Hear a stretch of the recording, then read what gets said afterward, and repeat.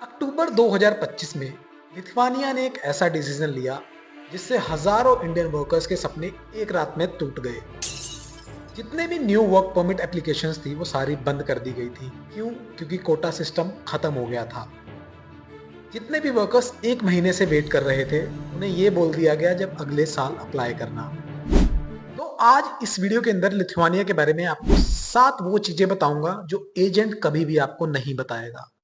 पहला, quota system. दूसरा, salary का सच। तीसरा, जो 2026 के अंदर नया रूल अपडेट हुआ है। चौथा, जो एजेंट 99% आपको कभी नहीं बताने वाला है उस बारे में।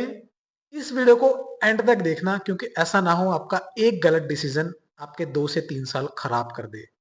मेरे इस चैनल के ऊपर लोग इसीलिए आते हैं क्योंकि उनको यूरोप के बारे में सच पता लग सके। तो मैं लोगों की कमेंट्स और उनकी प्रॉब्लम्स देखने के बाद एक टाइटल सिलेक्ट करता हूँ। मैं दूसरों की तरफ सिर्फ इंफॉर्मेशन नहीं देता हूँ, मैं डाटा को वेरीफाई करने के बाद अपनी वीडियोस बनाता हूँ।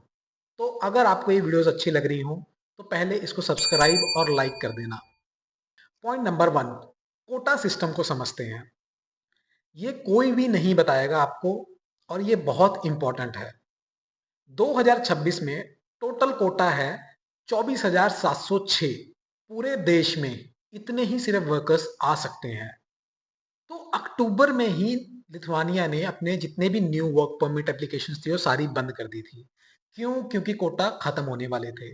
उस टाइम 20,500 यूज हो चुके थे और 4,460 पेंडिंग में थे, बट उसने अक्टूबर में ही सब बंद कर दिया था।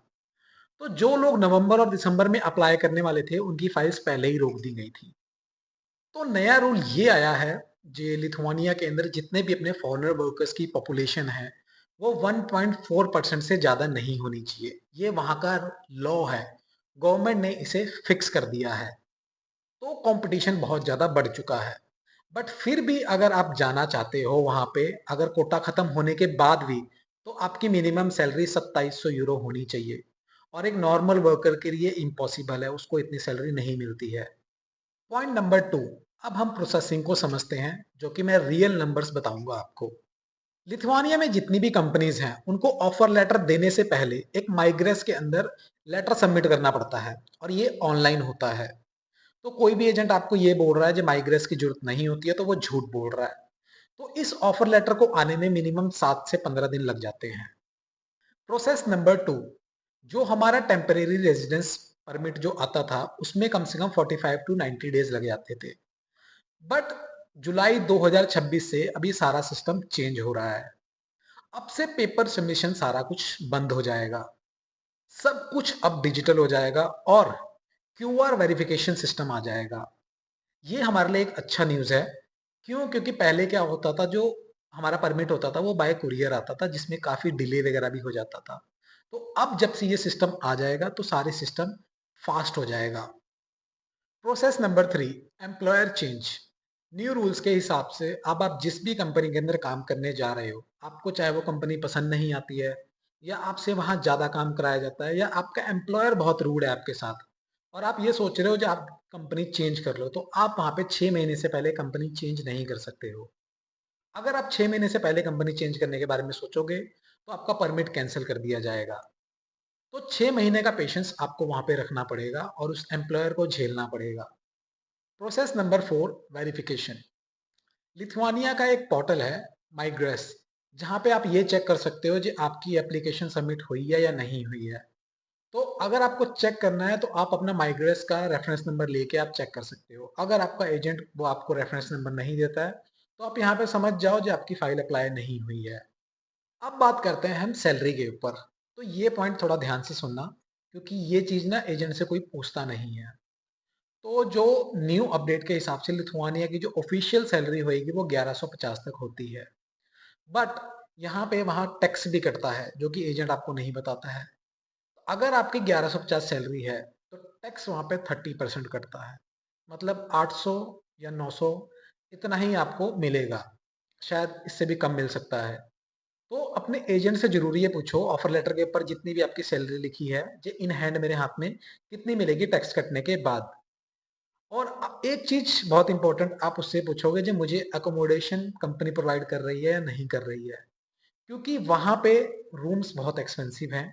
अगर आप शेयरिंग में जाते हो तो 300 साढ़े 300 मिलेंगे। अगर आप 1 बीएचके का रूम लेते हो तो 500 से 600 यूरो आएगा। तो अगर आप अपना एकोमोडेशन ले रहे हो तो समझ जाओ फिर सैलरी कितनी ही बचेगी। तो अपने एम्प्लॉयर से या अपने एजेंट से जरूर पूछना कि कंपनी हमें एकोमोडेशन दे रही है या नहीं दे रही है, क्योंकि फूड का खर्चा आप उठा लोगे 100-150 यूरो आएगा। अब हम बात करते हैं जो वहाँ पे जॉब्स कौन कौन सी अवेलेबल्स हैं। तो सबसे ज़्यादा डिमांडिंग में है कंस्ट्रक्शन लाइन, जिसके अंदर अपना मेंशन, कारपेंटर, बिजली वाले, प्लम्बर वाले, इन सब की डिमांड है और इनकी ना काफ़ी शॉर्टेज है वहाँ पे। उसके बाद अपना लॉजिस्टिक्स लाइंस के अंदर काफ़ी ज़्यादा डिमांड है। अपना ट्रक ड्राइवर्स हो गए हैं, डिलीवरी वाले हो गए हैं, मैन्युफैक्चरिंग के अंदर हो गए हैं, चाहे फैक्ट्री वर्कर्स हो गए हैं। उसके बाद अपना सीजनल के अंदर एग्रीकल्चर के अंदर डिमांड है। उसके बाद नर्स की डिमांड है। तो शॉर्टेज बहुत ज़्यादा है वर्कर्स की, उनको चाहिए वहाँ पे। एक वार्निंग, जो आईटी सेक्टर से या टेक डिपार्टमेंट से है और उनके पास एक्सपीरियंस सर्टिफिकेट नहीं है और उनको कोई जॉब ऑफर लेटर दे रहा है, तो समझ जाओ वो फेक है। क्योंकि जो वहाँ का लिथुआनिया का आईटी सेक्टर है वो काफ़ी डेवलप्ड है और काफ़ी स्ट्रॉन्ग है। तो वो हाईली स्किल्ड वर्कर्स को ही हायर करते हैं। जिनके पास अच्छा एक्सपीरियंस नहीं है उनको हायर नहीं करते हैं। तो किसी भी एजेंट के चक्कर में आके आप अपना पैसा मत देना। अब 3 हिडन फैक्ट्स के बारे में आपको बताता हूँ, जो आपको एजेंट्स तो कभी भी नहीं बताएँगे। अगर उन्होंने बता दिया तो उनकी जेब में पैसा नहीं आएगा। पहला, वर्क परमिट। जो वर्क परमिट की फीस है वो क्लाइंट नहीं भरता है, वो एम्प्लॉयर भरता है। जो भी एजेंट आपसे पैसा माँग रहा है, जो वर्क परमिट की फीस लगती है, वहाँ ये समझ जाना वो अपनी जेब में पैसा डालने के लिए माँग रहा है। फैक्ट नंबर 2, जैसे मैंने आपको बताया 2025 में अक्टूबर में कोटा सिस्टम बंद हो गया था। तो आपने जब भी फाइल लगानी है, नवंबर, दिसंबर, अक्टूबर में नहीं लगानी है। ट्राई करना जनवरी, फरवरी, मार्च में आप अपनी फाइल अप्लाई करो। ये 3 महीने में जो आप फाइल अप्लाई करोगे तब जाके आपको वीज़ा के चांसेस ज़्यादा हैं। अगर आप जून के बाद भी अप्लाई कर रहे हो तो आपकी फाइल होल्ड पे जा सकती है। तो इस चीज़ का आपको ध्यान रखना है। यहाँ पे एजेंट्स आपको नहीं बताएँगे क्योंकि उनको फाइल उठानी है और आपसे कुछ पैसा कमाना है। फैक्ट नंबर 3, कोई भी एजेंट आपको ये बोल रहा है कि तेरे डॉक्यूमेंट्स मेरे को दे दे, मेरे को आगे कुरियर करने हैं, तो समझ जाओ उसके पास न्यू अपडेट या उसको कुछ पता नहीं है। क्योंकि जुलाई 2026 से सारा सिस्टम डिजिटल हो जाएगा, तो पेपर कहीं पे भी सेंड करने की जरूरत नहीं है। तो ऐसे एजेंट को अपनी फाइल मत देना जो ये बोल रहा है कि तेरे पेपर आगे सेंड करने हैं। इससे आपका केस लटक जाएगा और आप 1-1.5 साल तक लटके रह जाओगे। तो अब वो 4 सवाल जो आपको अपने एजेंट से पूछना है जब भी आप फाइल अप्लाई कर रहे हो। तो उससे ये पूछना है जो ऑफर लेटर का जो माइग्रेस नंबर है, रेफरेंस नंबर है, वो मुझे दे दो, मेरे को अपना चेक करना है। दूसरा, अगर वो ये कहता है जी परमिट की फीस लगेगी तो आप समझ सकते हो। तीसरा, कोटा अवेलेबल है या नहीं है, ये जरूर चेक करना है। चौथा, एम्प्लॉयर का जो रजिस्ट्रेशन नंबर है वो चेक करना है, गूगल के ऊपर जाना है, उस कंपनी को ओपन करके उसकी वेबसाइट देखो। उस कंपनी को लिंक्डइन के ऊपर चेक करो, क्या वहां पे भी एग्जिस्ट करती है या नहीं करती है। उसकी वेबसाइट में उसकी मेल चेक करो, वहां जाके उसको मेल करो जी मेरे को ये ऑफर लेटर मिला है, क्या ये सही है या गलत है। बाकी मैं आपको migress.it का लिंक भी नीचे दे दूंगा, इसके ऊपर जाके आप अपना ऑफर लेटर यहाँ पे रेफरेंस नंबर डाल के आप इजीली चेक कर सकते हो जी आपकी फाइल सबमिट हुई है या नहीं हुई है।